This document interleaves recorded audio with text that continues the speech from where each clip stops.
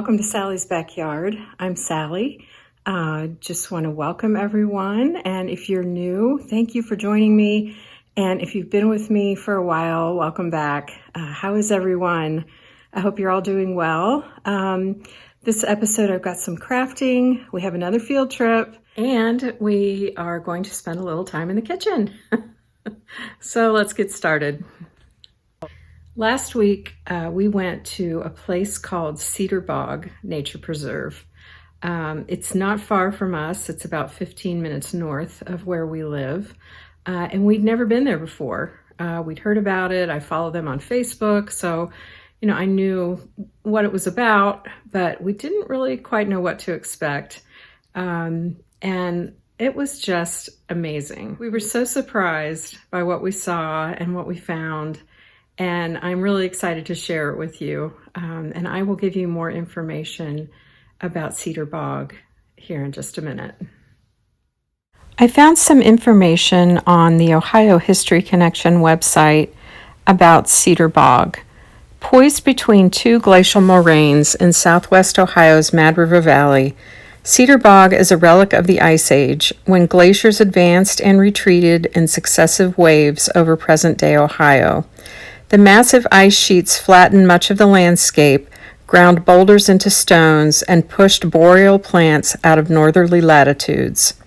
Cedar Bog offers a glimpse into what the landscape looked like during the waning Ice Age, when it was home to mastodons, giant ground sloths, and beavers the size of bears.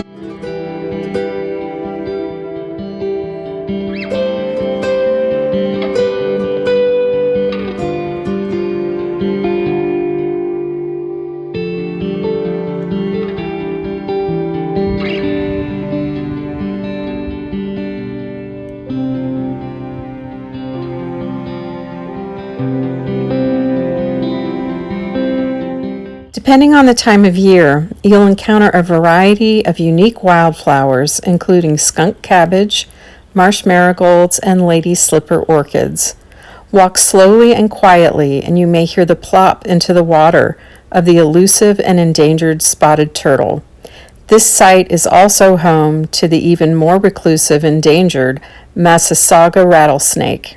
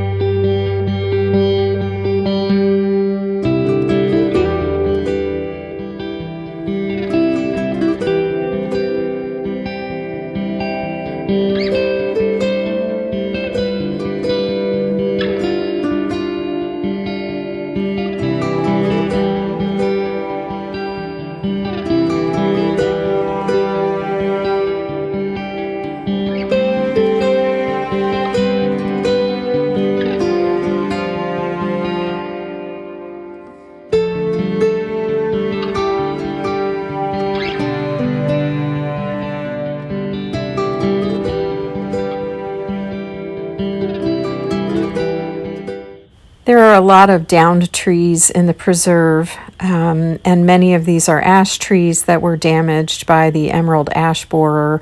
There's also a lot of evidence of woodpeckers, as you can see.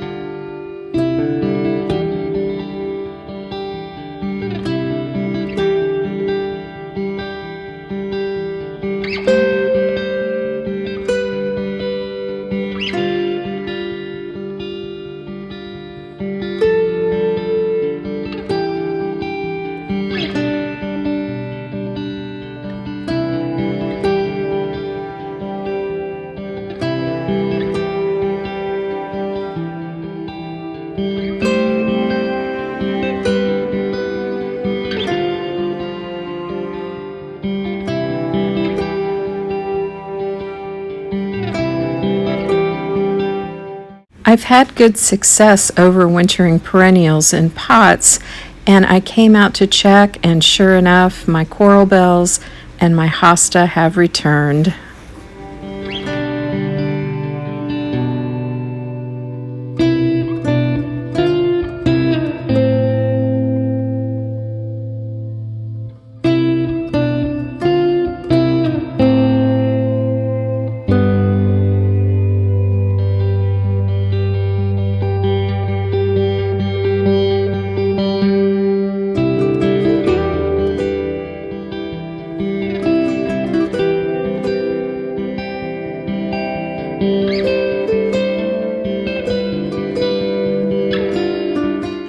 I have brought all of my stash, my yarn stash, into the bedroom, and I am going to go through these tubs.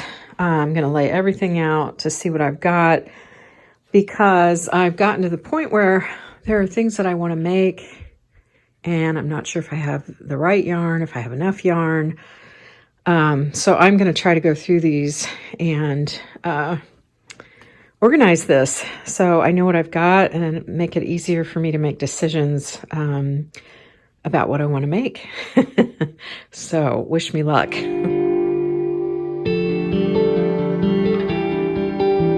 didn't take nearly as long as I thought it would. So this is my stash. I've got some bulky, and that's my fingering weight. Worsted weight, which I don't have a lot of at all.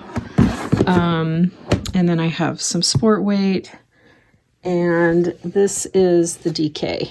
And I have quite a bit of DK and sport and bulky and fingering. So worsted is the bin that's not as full, but the goal is to use up what I've got. So I'm going to put these away and see if I can find a project now that I know where everything is and everything is organized. Riley is now happy because he can have his spot on the bed so he can look out the windows. I labeled each of the tubs with the type or the weight of yarn that's in them. Need to turn that one around so I can see it. And I have one more tub that won't fit, but the next project is to clean out this closet, which I'm not going to show you because it is a mess. This is in my craft room, and I really need to go through this so that I can get everything organized. So that's for another day. I'm just happy that this is done.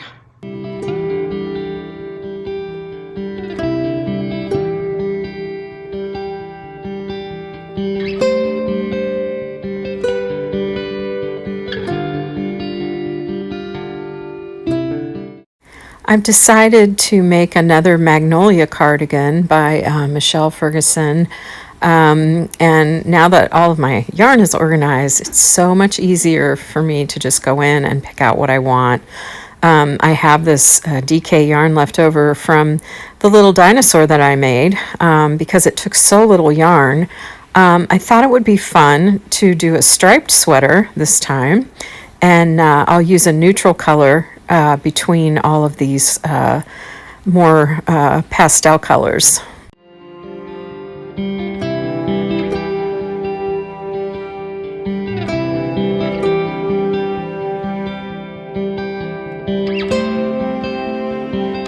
So these are the colors that I chose. This is color number 155, and again, this is the Paintbox Simply DK. And this is the lavender color. Let me get the number. This is number 146. And this is the blue. And that is number 63. And then I have this green, and that is color number 67. So what I want to do for the Magnolia cardigan is I want to use this for my neutral. So this will be for the more solid areas, and then I'm going to alternate these for the more open work areas. So I started this afternoon, and this is what I have so far. So I'm going to use this as my neutral, and then my colors are going to be these open work sections. So I hope it's not going to be too too crazy. But I think it'll be okay because I wear all of these colors in the summer. So I think this will be a really cute spring and summer sweater. And it'll be fun. So yeah, I'll keep you posted on this. Although the temperatures are still in the 50s here in Ohio, and just a few days ago we had snow, I've been wanting to make some iced tea, and we are being promised temperatures in the 80s this weekend, so I'm looking forward to that.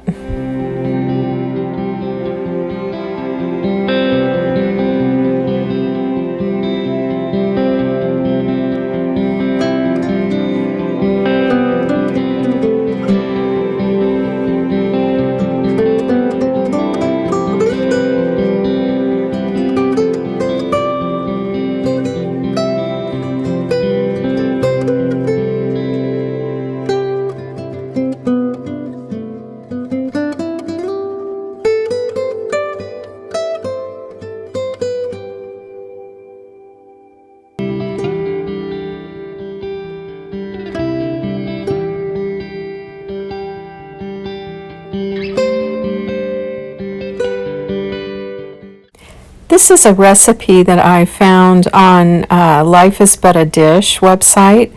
She's very active on Instagram, and these are the chocolate chip chewy fudgy brownies. And I made these for the first time a few weeks ago, and they are so good. So I wanted to share this recipe with you, and I will link to her information and the recipe in the description box below.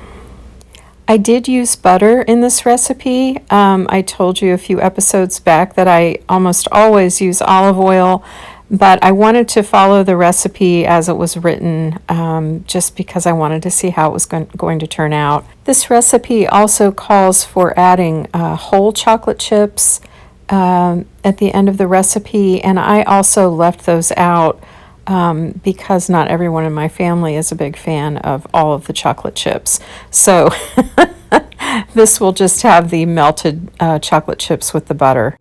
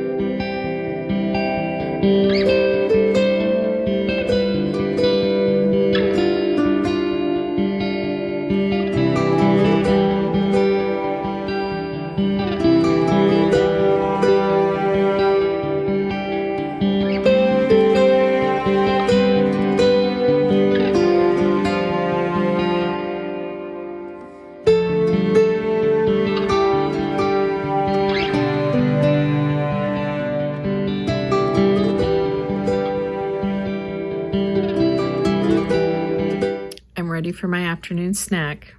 Got my iced tea. I put a little simple syrup in there, 1 part sugar to 1 part water. Heat that up so the sugar melts, and yeah, it's really good, nice and sweet. And I have my brownies. This is probably the best brownie recipe that I've found. It's got this nice little crust on the top, and they're so fudgy on the inside. They're so good. I finished the Shire Dishcloth. All I have to do is weave in the ends. This is a pattern by the Kitchen Sink Shop. She's doing a year-long knit-along of dishcloths, and this is the one for April. And I love the texture on this. I just think it's so pretty. This is Lily Sugar and Cream. It's kind of a soft, buttery yellow color. But she's basing all of the patterns on her favorite books. And this one is from The Hobbit. So that's where the name The Shire came from. I haven't read The Hobbit, but I have put it in my Goodreads queue because I want to read it. My kids have read it and recommended it, so I'm going to give that a try. So I'm going to finish weaving in these ends.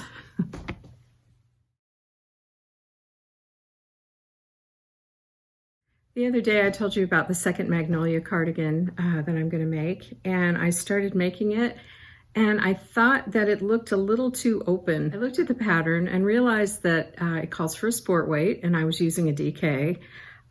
So I changed my hook from an I to an H, and I checked the gauge, and it's just right. And so I had to pull all that out that I had done, and I started over, but it didn't take me long to get back to where I was and to add a little bit more. So this is what I've got so far. And yeah, I've got this purple color, the peachy pink color, and then the blue. So that'll be the next color that I add in. So I think it's going to be pretty. And I like this. It's a little tighter now. It's not so open and loose on these double crochet runs. So that's where I am with that. The last work in progress that I have is an embroidery kit. This is by Dimensions. I bought this, oh my gosh, I don't know, maybe 5 or 6 years ago, maybe longer than that. It's a crewel embroidery, so it has the yarn instead of the thread. And I started on this and then I quit for a long time, and then I gave it to my daughter to try it, to see if she enjoyed doing embroidery, and just, you know, really wasn't her thing at the time. So she gave it back to me, and I started working on it again, and this is where I'm at right now. You can see that I've got some of the butterfly, and some of this my daughter did, and then I worked on the flower last weekend. So yeah, I'd like to finish this. I'm thinking about making this a wall hanging when I'm finished. So I will keep you updated on that. I wanted to mention a couple of YouTube channels that I watch, and also a couple of podcasts that I listen to.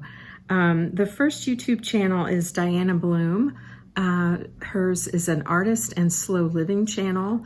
Her videos are pretty short. They're about 10 minutes, but she takes you along while she sketches and paints, and also shows little bits of her life.